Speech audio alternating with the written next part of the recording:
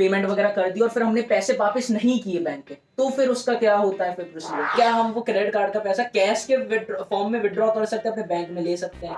होता क्या है आखिर ये क्रेडिट कार्ड? जो बेसिक है, जिनको कुछ भी नहीं पता इसके बारे में, वो कैसे समझ इसका उसमें रीपे कर दूं और फिर उसका उसमें कर दूं और इधर उधर से घुमाता फिरूं और खुद के पैसे ना दूं, ऐसा कुछ मतलब कर सकते हैं क्या? इधर पर कुछ लोग होंगे जिनकी बिल्कुल ही इनकम नहीं होगी, कुछ पैसे ही नहीं कमाते होंगे, तो वो लोग क्या यूज कर सकते हैं? ये सिविल स्कोर आसान भाषा में क्या होता है, तो इसको हमें कब लौटाना कब पड़ता है, उसका पेमेंट रीपेमेंट कैसे? कि हम कितने सारे कार्ड ले सकते हैं, क्रेडिट कार्ड कितने सारे लें?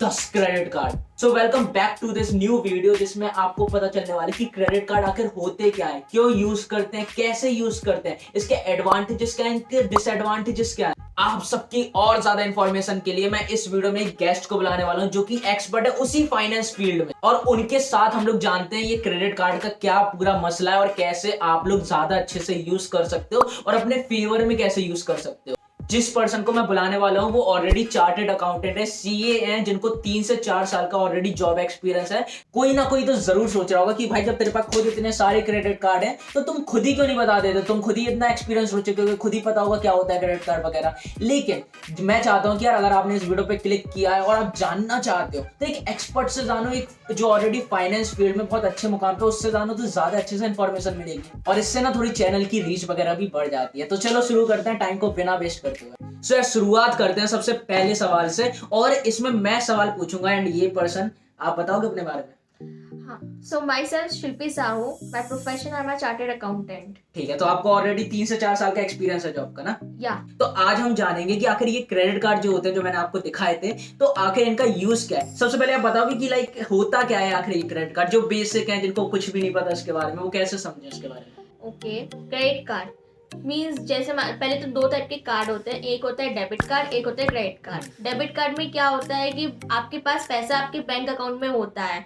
आप मान लो शॉपिंग करने गए और आपको कोई एक फ़ोन पसंद आ गया, मान लो उसकी प्राइस 40,000 है, अब आपके अकाउंट में 40,000 बैलेंस है, तो आप हाल कर उससे परचेज कर सकते हो। लेकिन अगर मान लो आपके पास पैसे नहीं है तो उस टाइम पे आपका यूज़ होता है क्रेडिट कार्ड का, कि हाँ आपकी इतने की लिमिट है, आपने उसको यूज़ कर लिया और आपके अगले महीने पैसे आ जाएंगे तो आप उससे पेमेंट कर दोगे। तो ये बेसिकली ये होता है क्रेडिट कार्ड। तो मतलब इनका सिंपल सा ये मतलब है कि अगर मान लो अपन कुछ खरीदने गए और हमारे पास एग्जैक्ट टाइम पे पैसे नहीं है तो हम बैंक से पैसे ले सकते हैं, वो हमें पैसे दे देगी और क्या कहते हैं हम उसका यूज करके कुछ भी चीज खरीद सकते हैं। तो अब आपको समझ में आ गया होगा कि क्रेडिट कार्ड आखिर होता क्या है। अच्छा, मुझे एक सवाल पूछना था, इसका यूज कौन कौन कर सकता है? इसका यूज कोई भी कर सकता है, कि जिसको भी अगर आपको क्रेडिट कार्ड मिल जाता है, आपकी सोर्स ऑफ इनकम अच्छी है, आपने कोई डिफॉल्ट पेमेंट नहीं की है लोन्स वगैरह की, तो आप लोगों को कोई भी किसी को भी क्रेडिट कार्ड मिल सकता है। अच्छा, जैसे इधर पर कुछ लोग होंगे जिनकी बिल्कुल ही इनकम नहीं होगी, कुछ पैसे ही नहीं कमाते होंगे, तो वो लोग क्या यूज कर सकते हैं? नहीं, वो यूज नहीं कर पाएंगे, क्योंकि बैंक आपको पैसे दे रहा है, आपके भी पे पेमेंट कर रहा है, तो उसे भी कंफर्म होना चाहिए कि आप वो पैसा 1 महीने बाद रिपे कर दोगे। जब आपकी कोई सोर्स ऑफ इनकम है ही नहीं तो आप कैसे पेमेंट करोगे उस पैसे का, कहाँ से करोगे? अच्छा, जैसे मान के चलते हैं ये हमारा एक बैंक है, ये हम है, ठीक है ये हम है और ये हमारा बैंक है और हमें पैसे चाहिए, हमें ये पैसे चाहिए, ठीक है। तो जैसे कि हमें अगर कुछ खरीदने जा रहे हैं तो हमें कुछ पैसों की जरूरत है, तो बैंक हमारी तरफ से पे कर देगा। हाँ, बैंक आपके बिहाफ पे पेमेंट डाल देगा, क्योंकि आपके पास ऑलरेडी क्रेडिट कार्ड की लिमिट है कि आप 40-50,000 तक जितनी भी लिमिट सेट है बाय बैंक, आप उतनी तक की पेमेंट कर सकते हो। और लिमिट ऐसे मिलती कैसे है, लिमिट वगैरह का थोड़ा सा बताओगे इसके बारे में? जो लिमिट वगैरह है बैंक आपको देता है, वो डिफाइन करती है आपकी सोर्स ऑफ इनकम क्या है, आपके पास कितना पैसा आता है, उसके बेसिस पे आपके कितने मंथली एक्सपेंसेस होते हैं, आप कैसे का बैंक अकाउंट को यूज करते हो, उसके बेसिस पे आपकी लिमिट सेट होती है। जैसे मेरे दिमाग में ना एक बहुत ज्यादा क्यूरियस सवाल है, ये मेरे भाई लोग जैसा सवाल है जो एक एंटरप्रेन्योर टाइप का होता है, उसके जैसे मन में आता है कि अगर मान के चलो हमारी कोई इनकम ही नहीं है स्टार्टिंग में, तो हमारी कोई क्रेडिट हिस्ट्री बनेगी नहीं, क्रेडिट कार्ड बनेगा नहीं, और क्रेडिट कार्ड बनेगा नहीं तो हम फिर लेंगे कैसे पैसे वगैरह, मतलब वो घूम फिर के कैसे करें? जिसकी कोई इनकम नहीं है, जैसे कोई जॉब करनी ही नहीं है, तो वो कैसे करें? फिर आपको क्रेडिट कार्ड जो है ना कि आपकी बैंक स्टेटमेंट में जितनी भी ट्रांजेक्शन्स होती हैं, जैसे जैसे इनवर्ड और आउटवर्ड आपका पेमेंट जाता है, उसके बेसिस पे फिर डिफाइन होता है। वो आपकी पीछे की हिस्ट्री चेक करते हैं कि आपके अकाउंट में कितने पैसे आए और कितने पैसे निकले। और आजकल तो क्रेडिट कार्ड आपको, अगर आपने एफडी करवा ली है, उसके बेसिस पे आपको, एफडी के बेसिस पे उतने की लिमिट आपको दे सकते हैं, जिससे कि आपकी क्रेडिट हिस्ट्री बन जाती है और आगे इन फ्यूचर आपको अच्छी लिमिट प्रोवाइड कर दी जाती है। अच्छा, चलो मान के चलते हैं जैसे हमने कोई क्रेडिट कार्ड से कुछ खरीदना है तो वो खरीद लिया, पेमेंट कर दी, अब उसको हमें कब लौटाना कब पड़ता है, उसका पेमेंट रीपेमेंट कैसे होता है? जैसे मान के चलो आपने क्रेडिट कार्ड में आज ट्रांजेक्शन कर दी, तो आपका जैसे उसकी पेमेंट साइकिल होती है कि आपका हर 5th तारीख को जनरेट हो जाएगा बिल। तो आपने ऐसे मान लो 20 तारीख को ट्रांजेक्शन करी, तो आपकी 5th तारीख में वो बिल जनरेट हो जाएगा। अच्छा, तो आपको नेक्स्ट 5 तारीख का बिल जनरेट हुआ आपके, फिर उसके बाद 5 दिन बाद आपको रिपे करना है। उसका भी एक डेट रहती है, ड्यू डेट, कि आपको इस तारीख तक आपका ये पेमेंट करना है। जैसे आई थिंक 45 डेज हमें मिलते हैं कुछ। हाँ, अगर आप स्टार्टिंग ऑफ द मंथ में खर्चा करते हो तो 45 डेज मिल जाते हैं। अगर मान लो आपने एंडिंग ऑफ द मंथ में किया तो आपको फिर 45 डेज नहीं मिलेंगे। अच्छा, जैसे हमने 1 तारीख को अगर पेमेंट कर दी तो हमें 45 डे पूरे मिल जाएंगे, 30 दिन तो पहले वो महीने के मिलेंगे और 5 तारीख को हमारा जनरेट होगा बिल और फिर उसके बाद 10 दिन और मिलते हैं हमें रीपे करने के लिए। हाँ, ये डिपेंड करता है बैंक का बैंक क्राइटेरिया। जैसे एक्सिस में ज़्यादा डेज मिल जाते हैं हम लोगों को पेमेंट करने के, पूरे 45 डेज, और किसी बैंक में जाओगे तो मान लो 50 डेज ही मिल रहे हैं। तो वो डिपेंड करता है बैंक टू बैंक क्राइटेरिया पे। तो अगर अगर हम लोगों ने पे वगैरह नहीं किया, अगर हम लोग भूल गए पे करना या फिर पैसे नहीं हुए उस समय, तो फिर क्या होता है उसके बाद?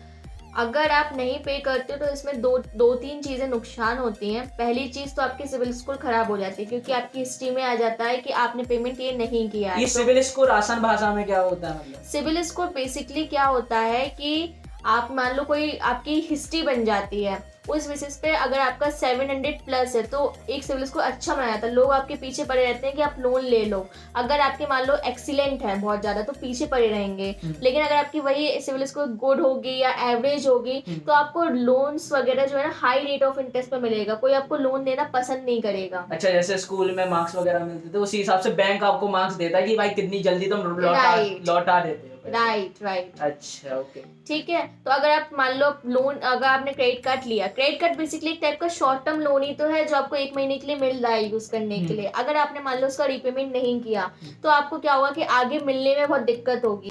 तो मेरा एक सवाल है कि अगर मान लो बैंक हमें पैसे दे रहा है तो उसका फायदा क्या है, वो मतलब क्यों दे रहा है इतना पैसा वगैरह, वो कुछ कमा कैसे रहे इससे? बेसिकली जब आपको क्रेडिट कार्ड इश्यू होता है तो आपका क्या कहते हैं, उससे एनुअल फीस चार्ज करते हैं वो आपसे। एनुअल फीस पहले एनुअल फीस होगी। दूसरा, जब आप क्रेडिट ट्रांजेक्शन स्वाइप करते हो, ट्रांजेक्शन होते हैं, तो हर ट्रांजेक्शन जब मर्चेंट क्या होता है तो मर्चेंट उस पर कमीशन देता है ना, 1-2% की कुछ। राइट।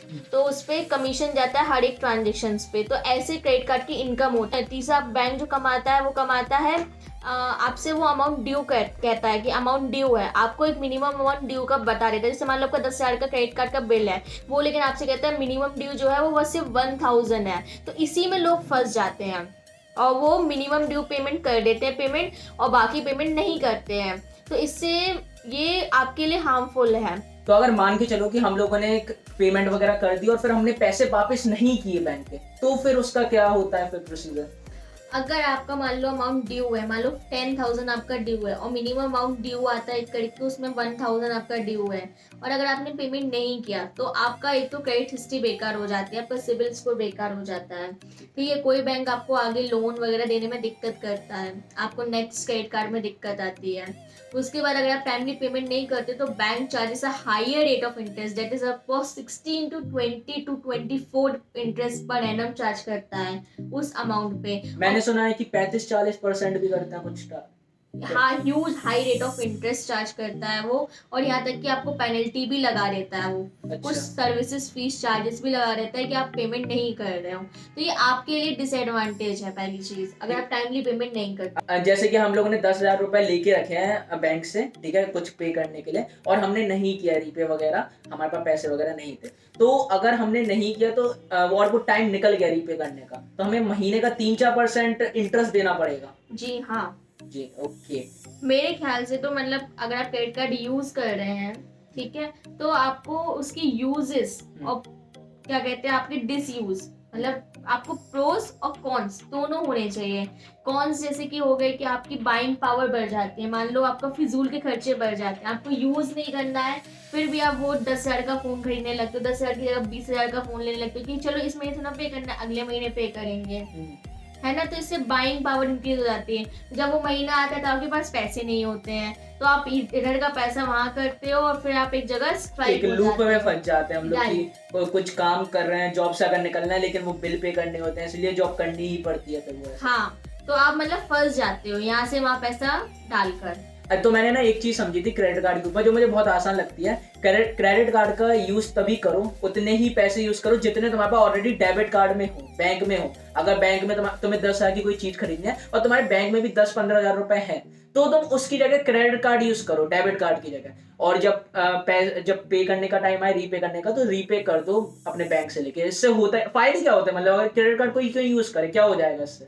मतलब अगर आप क्रेडिट कार्ड यूज करते हो तो उसके कई बेनिफिट्स भी हैं, जैसे कि आपको मान लो आज पैसा देना नहीं पड़ रहा है, उस चीज को खरीदने के लिए आपको 1 महीने का टाइम पीरियड मिल जाता है, तो आप जैसे यहाँ पैसा यूज ना करके कहीं और पैसा वो यूज कर सकते हो। दूसरा बेनिफिट है कि आपको जब क्रेडिट कार्ड यूज करते हो तो कुछ बैंक्स जो है ना आपको रिवॉर्ड पॉइंट्स देते हैं, जिसको आप रिडीम कर सकते हो फ्लाइट्स बुकिंग में, आप टिकट्स वगैरह में, आपको कैश रिवॉर्ड भी मिलते हैं, कुछ माइलेज और इंसेंटिव आपको मिलते हैं, राइट, और क्रेडिट कार्ड्स पे। उसके बाद फिर आपकी इससे हिस्ट्री बन जाती है क्रेडिट कार्ड की। उसके बाद आपको कंपनी, अगर आप टाइमली रिपे करते हो ये सब चीजें, आप छोटा सा 100 रुपए का लोन लिया, आपने 500 रुपए का लोन लिया और आपने 500 रुपए आपने टाइमली रिपे कर दिया, तो आपको बैंक और अप्रोच करता है, अच्छे अच्छे ऑफर्स देता है आपको कि आप ये क्रेडिट कार्ड ले लो, ये लाइफ टाइम फ्री, आपकी फीस भी वेव ऑफ हो जाती है अगर आप इतना स्पेंड कर लेते हो। तो ये सारे ऑफर्स होते हैं जो हमें ग्रैब कर सकते हैं हम।